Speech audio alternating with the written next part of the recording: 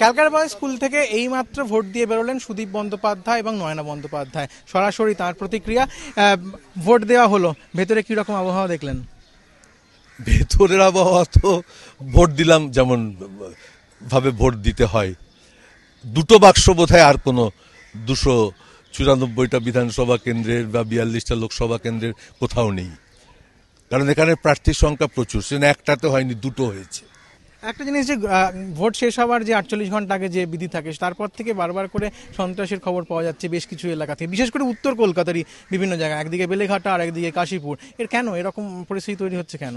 এক কথায় বেলেঘাটা, এক কথায় কাশীপুর বললে হবে না। কাশীপুর একটা কেন্দ্র বিধানসভা, তার এখানে 250টা পার্ট আছে।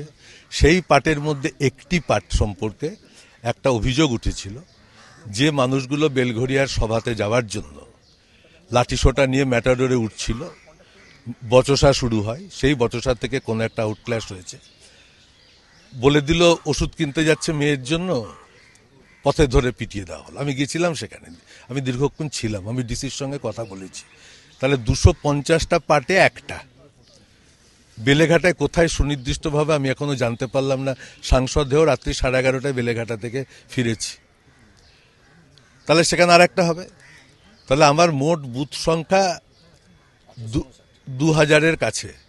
তাহলে 2000-এর মধ্যে দুটো বুথে কিছু একটা ঘটেছে। পার্সেন্টেজ বার করার দায়িত্ব আমি তোমার হাতে ছেড়ে দিচ্ছি। আপনি কি বলছেন মোটের ওপর শান্তিপূর্ণ ভোট হচ্ছে উত্তর কলকাতা? মোটের ওপর না, পশ্চিমবাংলায় এরকম শান্তিপূর্ণ ভোট দেখেনি।